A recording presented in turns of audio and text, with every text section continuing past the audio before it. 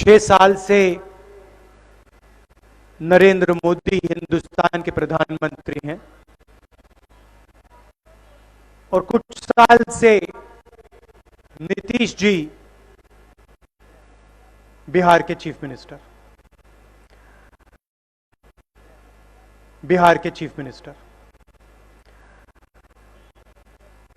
आज नीतीश जी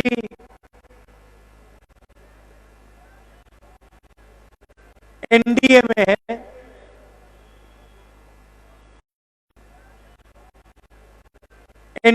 है, मोदी जी के साथ पार्टनर बने हुए हैं। मगर आपको याद होगा पिछले चुनाव में नीतीश जी हमारे गठबंधन में हमारे साथ खड़े थे, बीच में उन्होंने मन बदल दिया। आपने जब उनको वोट दिया था, आपने गठबंधन को वोट दिया था, आपने एनडीए को वोट नहीं दिया था। तो पहला धोखा ये कि आपके सामने आए, स्टेज पे आए, आपसे कहा मैं बीजेपी के खिलाफ लड़ रहा हूं। बिहार ने वोट दिया, गठबंधन को वोट दिया और फिर नीतीश जी कहते हैं झूठ बोला था मैंने, अब मैं एनडीए के साथ जा रहा हूं। पहला धोखा ये।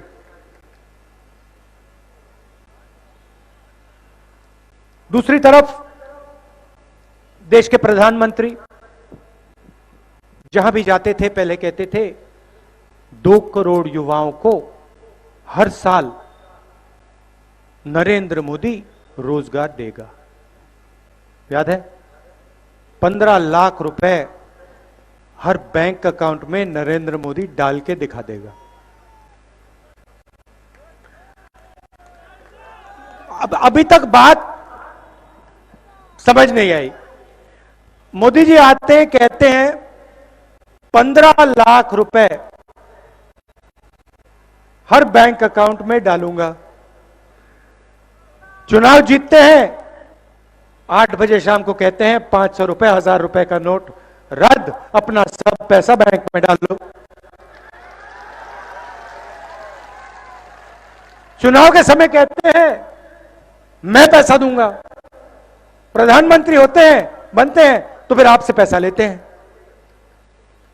कोई नहीं बचा। बिहार के सब लोग, माता पिता भाई बहन, बैंक के सामने जाके खड़े हो गए। आप सब गए थे ना नोटबंदी के समय? गर्मी में, बारिश में सब खड़े थे। किसान थे, मजदूर थे, छोटे दुकानदार थे, और लाखों करोड़ रुपए आपका पैसा, 3,50,000 करोड़ रुपए नरेंद्र मोदी जी ने आपके जेब से निकालकर उन बड़े उद्योगपतियों का कर्जा माफ किया।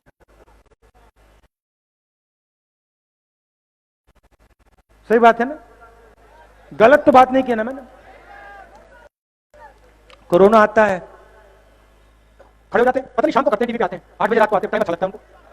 8 बजे खड़े हो जाते हैं, कहते भाई और बहनों 22 दिन की लड़ाई है, 22 दिन में हिंदुस्तान कोरोना को हरा के भगा देगा।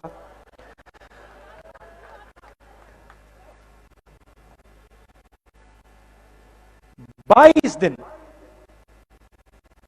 उसके बाद कहते हैं भैया थोड़ी मदद करो, कोरोना को भगाना है, थाली बजाओ।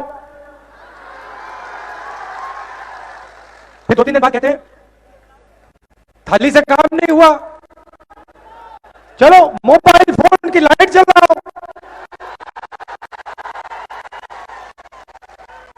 और हमारे जो मीडिया के मित्र हैं, वाह वाह वाह वाह वाह वाह वाह वाह, दिन भर वाह वाह वाह वाह वाह वाह वाह वाह, क्या कमाल की बात बोली, क्या कमाल की बात बोली। देखो कोरोना से लड़ना है, देखो थाली बजवा दी, वाह, वो देखो सेल फोन की लाइट जलवा दी, वाह। उधर मतलब हजारों लोग मर रहे हैं। कोरोना के समय शुरुआत में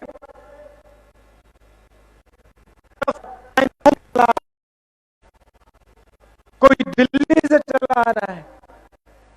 हरियाणा, पंजाब, महाराष्ट्र, हर प्रदेश से कोई ना कोई बिहार की ओर चल रहा था। भूखे थे, प्यासे थे। नरेंद्र मोदी जी ने ट्रेन बंद कर दी थी, बसें बंद कर दी थी, पूरे देश को बंद कर दिया। हम ट्रेन से बिहार पहुंच जाइए, उत्तर प्रदेश पहुंच जाइए, उसके बाद हम पूरा का पूरा। नरेंद्र मोदी ने क्यों किया? और मैं आपको सच बताऊं तो इसका मैं जवाब नहीं दे सकता। एक ही जवाब हो सकता है कि प्रधानमंत्री के दिल में गरीबों के लिए, मजदूरों के लिए, उनके दिल में कोई भी जगह नहीं है।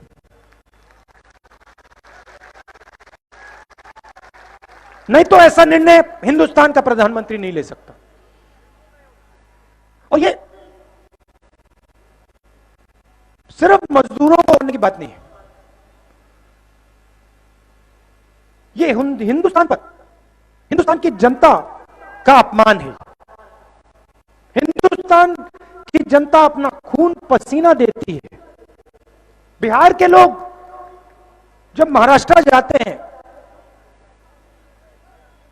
दिल्ली जाते हैं, तो वो वहां पे अपना खून पसीना देते हैं, दिन भर काम करते हैं। और देश के प्रधानमंत्री ने उनको एक दिन नहीं दिया, एक दिन छोड़िए, 5 घंटे नहीं दिए, एकदम लॉकडाउन कर दिया। और अगर आप देशभक्त होते तो आपने किसानों से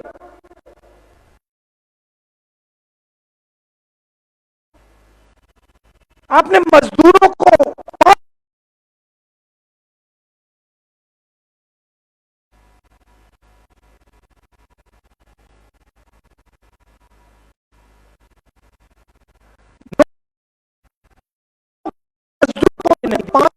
नहीं दिए। हम सरकार में नहीं थे, बिहार में भी नहीं थे, नेशनल लेवल पे नहीं थे, कांग्रेस पार्टी ने मजदूरों को बसें दिलवाई। हमने मजदूरों को घर पहुंचाने का काम किया, नहीं कर पाए, मगर जो भी हमारी हैसियत हमने किया। क्यों? क्योंकि हम उनका आदर करते हैं, हम उनकी इज्जत करते हैं, और हम समझते हैं कि अगर ये देश चलता है तो ये 2-3 बड़े उद्योगपति इस देश में गए।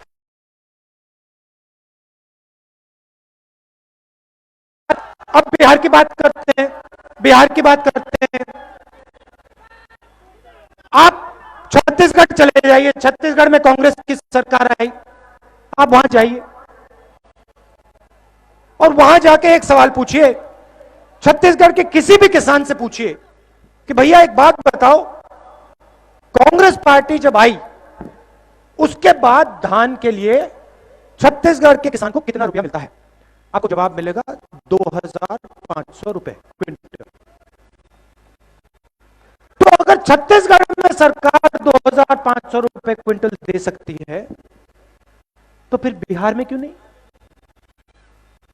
आपको क्या रेट मिलता है यहां पे? 1,200। तो ये मुझे समझाइए कि छत्तीसगढ़ की सरकार 2,500 और यहां पे 1,200, मतलब आपने कोई गलती की है क्या? आपकी सरकार आपका पूरा का पूरा पैसा छीन कर बिचौलियों को देती है। छत्तीसगढ़ की सरकार किसान के बैंक अकाउंट में सीधा पैसा डालती है, ये फर्क है। यहां पे चाहे मक्का हो, धान हो, आपको सही रेट नहीं मिल सकता। आपके लोग बाकी प्रदेशों में जाते हैं, क्या क्या भैया, प्याज का दाम मैं बताता हूं क्यों बढ़ा है, मैं बताता हूं आपको। मैं मैं समझा उनके कृषि के सिस्टम के साथ क्या कर, अभी जो आपने देखा है, अभी आपने कुछ नहीं देखा।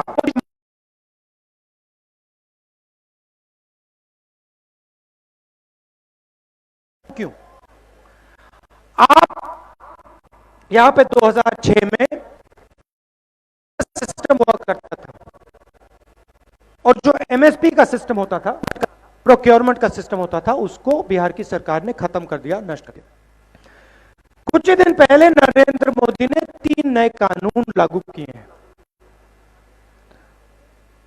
नरेंद्र मोदी कहते हैं कि हिंदुस्तान का किसान अपना माल अब कहीं भी और किसी को भी बेच पाएगा।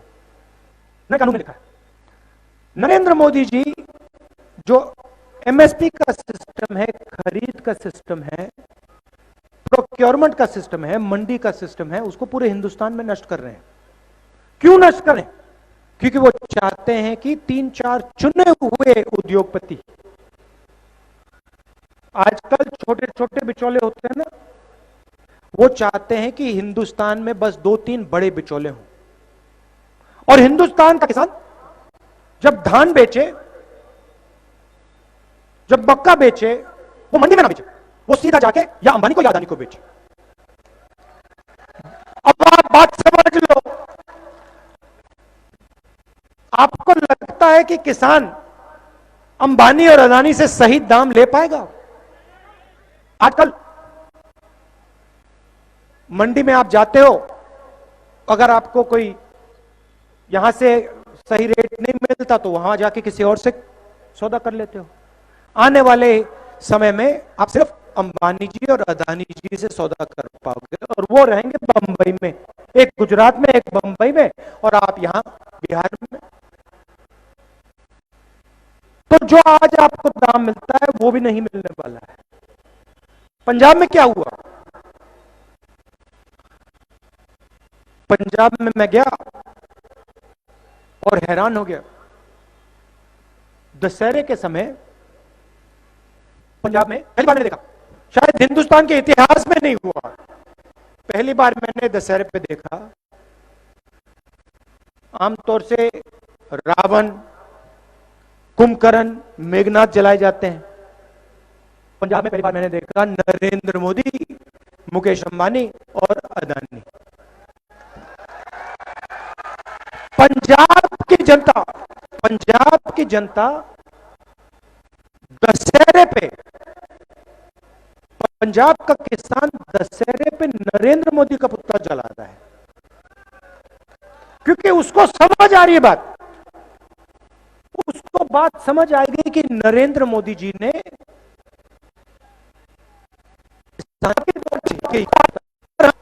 मगर हम जो हमने छत्तीसगढ़ में किया, हम यहां करना चाहते हैं। हम ये आपकी जो आदत है ना, ये आदत हम उतारना चाहते हैं। हम आपके आपके अंदर एक नई आदत डालना चाहते हैं कि भैया, हाँ, छत्तीसगढ़ जैसे बिहार में भी हमें 2,500 रुपए धान के लिए मिलता है। ये आदत हम डालना चाहते हैं। अब मैं आपसे एक सवाल पूछना चाहता हूं,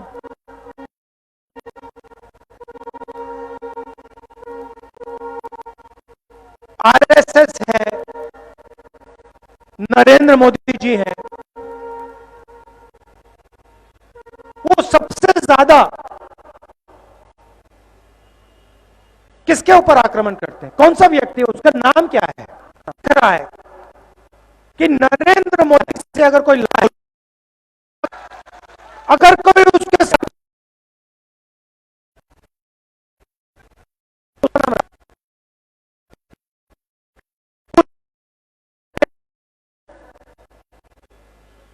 प्रेस वाले मेरे पीछे पड़े रहते हैं दिन भर,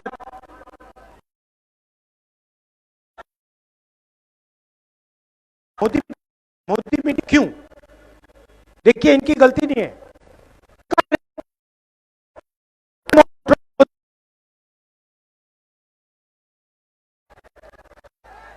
वो कहते हैं भैया मोदी जी दिखाओ, ये दिखाते हैं मोदी जी को, कहते चलो भैया हमारे बड़े बॉसेस ने कहा कि मोदी जी का चेहरा दिखाना है, वो लगा देते हैं। इनका इनकी थोड़ी गलती है, ये बेचारे फंसे हुए हैं बीच में, ये तो नहीं दिखाना चाहते, ये जानते हैं क्या हो रहा है देश में, नफरत फैलाई जा रही है। बिहार में चुनाव है, एक तरफ एनडीए, दूसरी तरफ गठबंधन, और बीच में एनडीए की बी टीम आगे पीछे घूम रही है। एनडीए दिन भर हेलीकॉप्टर में घूम रही है, वो तो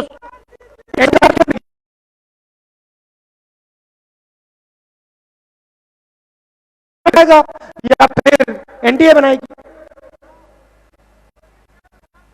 तो ये पूरी की पूरी जो बी टीम घुमा रखी है, ये आगे पीछे दौड़ते जा रहे हैं।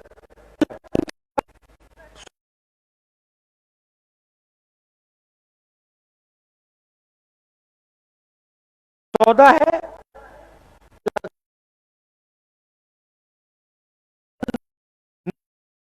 नीतीश जी और नरेंद्र मोदी जी जीत जाए। और काम कैसे करते देखिए, मैं बताता हूं, आप ये याद रखिए, काम कैसे करते, नफरत से है, याद रखिए इस बात को। बीजेपी आरएसएस नफरत फैलाती है, हम बीजेपी आरएसएस से लड़ते हैं। बीजेपी की बी टीम नफरत फैलाती है, हम उनसे भी लड़ते हैं। हमारा काम, हमारा हम देश की जनता को एक साथ लाने का है, देश को आगे ले जाने का है। ए टीम और बी टीम का काम देश में नफरत फैलाने का है, देश को बांटने का है। और अगर यह देश बढ़ जाएगा तो इस देश में किसी को फायदा नहीं मिलेगा, और अगर यह देश जुड़ेगा तो ये देश तेजी से आगे बढ़ेगा और सब लोगों को फायदा होगा। यह मैं आपसे कहना चाहता था। आपने इतने प्यार से मेरी बात सुनी, मैं आपका दिल से धन्यवाद करना चाहता हूं। आप दूर दूर से आए हैं, शाम का समय है, तो मैं आपका दिल से धन्यवाद करना चाहता हूं। मैं आपको एक बार फिर कहना चाहता हूं, देखिए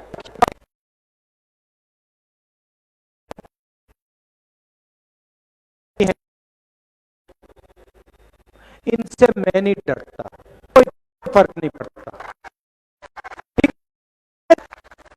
मैं सच्चाई का सिपाही हूं,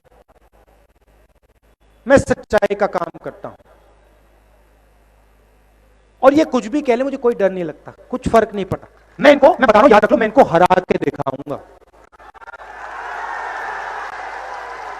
अब आखिरी बात मैं नीतीश जी की कहना चाहता हूं।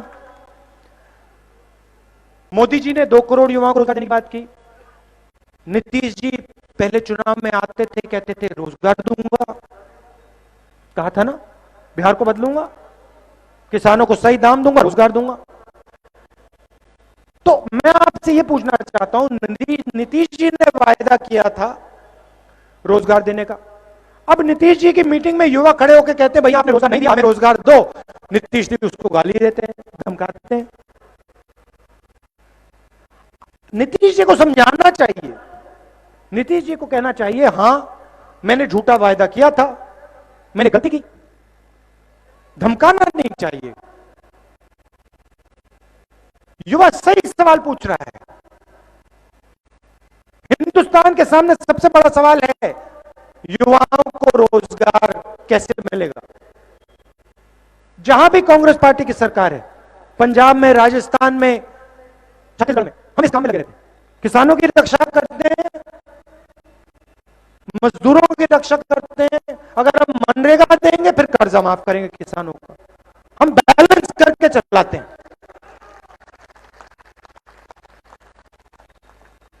तो हम रोजगार की बात करते हैं, स्वास्थ्य की बात करते हैं, शिक्षा की बात करते हैं। झूठे वायदे हम नहीं करते हैं, वो कमी है हमें। मैं यहां आके मतलब जैसे नरेंद्र मोदी जी झूठ बोलते हैं, वो मेरी बस की नहीं है। मैं नहीं, गठबंधन को जिताएंगे और में गठबंधन की सरकार बनाएंगे। धन्यवाद। नेशनल दस्तक की आपसे गुजारिश है कि अगर इसको बचाना चाहते हैं तो नेशनल दस्तक को सब्सक्राइब करने के लिए रेड कलर के सब्सक्राइब बटन को दबाएं, फिर बेल आइकन की घंटी दबाएं। नेशनल दस्तक को बचाने के लिए बहुत जरूरी है कि हर खबर को शेयर करें, लाइक करें, कमेंट जरूर करें।